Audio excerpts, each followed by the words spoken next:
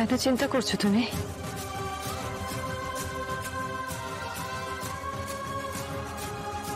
আসলে এই ওষুধটা দিলে হয়তো উনি ঠিক হয়ে যাবেন, কিন্তু এই ওষুধের আবার কিছু সাইড এফেক্টস আছে। Side effect?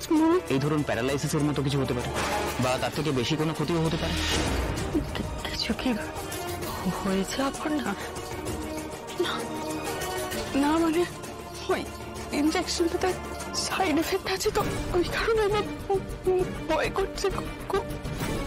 ইনজেকশনটা তো তুমি বললে যে ইনজেকশনটা নেওয়াটা দরকার, তুমি তো ডিসিশন নিলে। নিয়েছি আমি ডিসিশন। আচ্ছা ঠিক আছে ঠিক আছে ঠিক আছে, শান্ত হও শান্ত হও, কিচ্ছু হবে না, তুমি ডিসিশন নিয়েছো তো। হ্যাঁ আমি জানি, আমি তোমাকে ভরসা করি, ভরসা করি। আমি জানি আমার ছেলে সবচেয়ে ভালো তুমি চাও অপর্ণা। তুমি ভয় পেলে কি করে হবে বলো? আর তাছাড়া আমরা সবাই এখানে আছি, সবাই আমরা আর্যর জন্য প্রার্থনা করবো, কিচ্ছু হবে না আর্য। সবাই তো আছি না, সবাই প্রার্থনা করছে, সবার প্রার্থনার তো একটা জোর আছে। সবাই মিলে প্রার্থনা করছে যখন, উনিকে তো সুস্থ হতেই হবে, উনি সুস্থ হয়ে যাবেন। আরে আমি কেন ভেঙে পড়ছি? ওনার কোনো ক্ষতি হতে পারে না, কোনো ক্ষতি হতে পারে না, একদম সুস্থ হয়ে যাবে। মা কিরকম কি বললো? তুমি সবকিছু ভুলে যাও কেন? আর ওই মেয়েটার কথা বললো না, কেন বললো? কেন মানে কি বলছো? কিচ্ছু বুঝতে পারছি না। আর উনি যে বললেন না, মানে উনি কি আমার আর অপর্ণার কথাই ভেবে বল? মানসি, তুমি এখন এইসব নিয়ে পড়ে আছো, দাদার এই অবস্থা, আমি মা আমরা সবাই টেনশনে আছি, আর তুমি এইসব কথা নিয়ে পড়ে আছো। কারণ আছে বলেই বললাম, নাহলে আমি বলতাম না। কি কারণ আছে?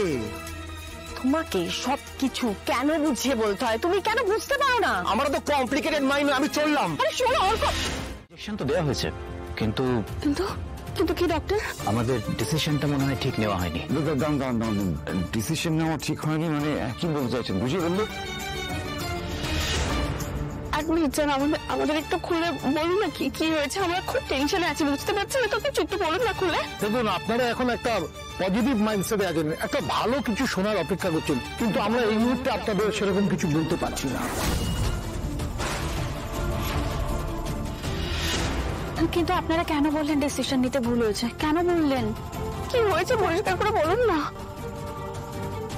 অপর্ণা, তুমি তো বলেছিলে না ইনজেকশনটা দিলে আর্য ভালো হয়ে যাবে, তাহলে এখন ওনারা এরকম কথা বলছেন কেন? আমি তো কিছু বুঝতে পারছি না।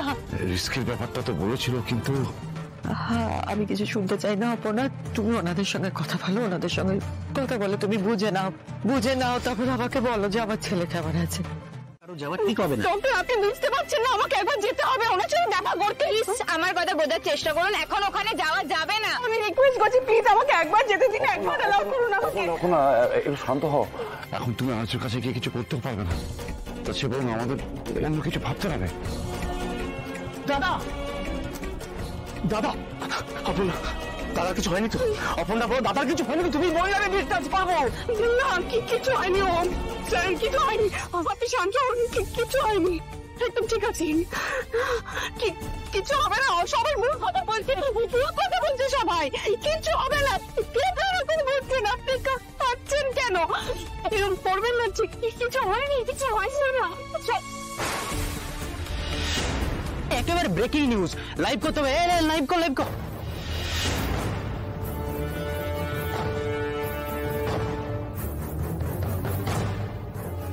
সূত্র থেকে খবর পাওয়া যাচ্ছে যে উনি মারা গেছেন।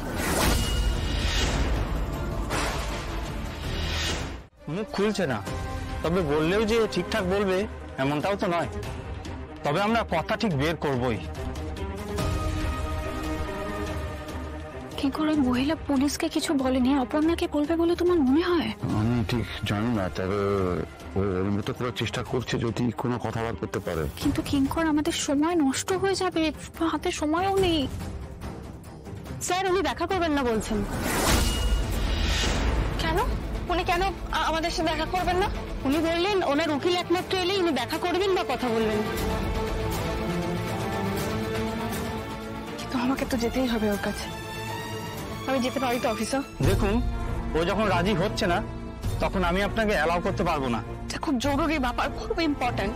আর আমি যখন একবার এখানে এসেছি তখন তো ওনার সাথে কথা না বলে এখান থেকে কোথাও যাবো না।